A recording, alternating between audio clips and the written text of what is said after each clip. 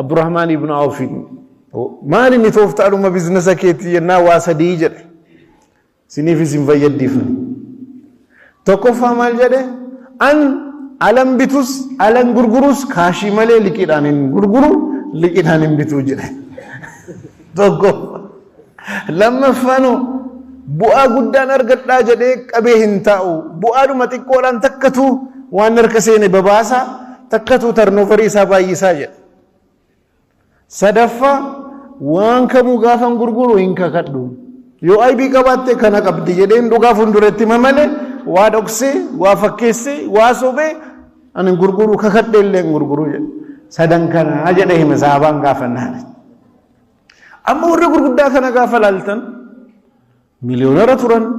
abbaa qabeenyaa turan waa hedduu qaban turan harroo jennaan harra waan hin taane maaliif hawwita alhamdulillah jettu jedhama alhamdulillah mani jenna garuu alhamdulillah kan jennu ammani nu gahaadhamoo dhufa dabalamuudhaaf rabbiin alhamdulillah jedhaa kan la in shakartum la azidan isinifan dabalaadhaaf akka dabalamuuf alhamdulillah jenna miti ammoo akka dhaabbannuuf ta'e dubbiin akkasii akka dabalamuufi rabbiirraa waan xiqqoo argan alhamdulillah jedhii nan jedha garuu akka dabalamuufi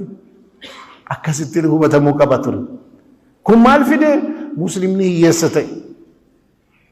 masjida hojjechuu qorqorroodhaan magaalaa Itoophiyaa keessa deemaa qorqorroodhaan kan jalqabameef magaalaa hunda keessa jira hundinuu kadhata maaltu kana fide abbaa qabeenya miliyoonara hin taane diinii ittiin nassara rasuula rabbii sallallahu alaihi wasallam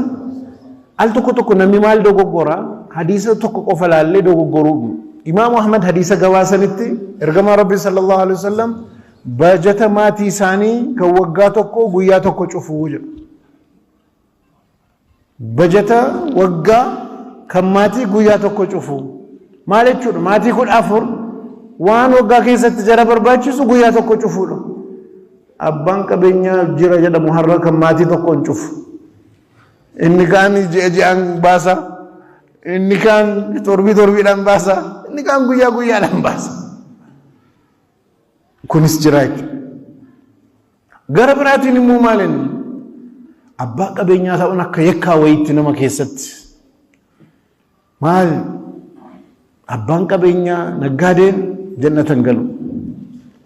yoo galis waggaa 500 fattashamee marammaramee dhumarratti kanan nama keessa galfamaa raawwate kanaafuu maalinni an harkuma duwwaa dhaqu takkatu jannata galuudha nama barbaachisaa sammuu nama keessa galaa حديث رسول الله صلى الله عليه وسلم نقال كلام مبارا جلجلي نبي كدوكا شهيد كدوكا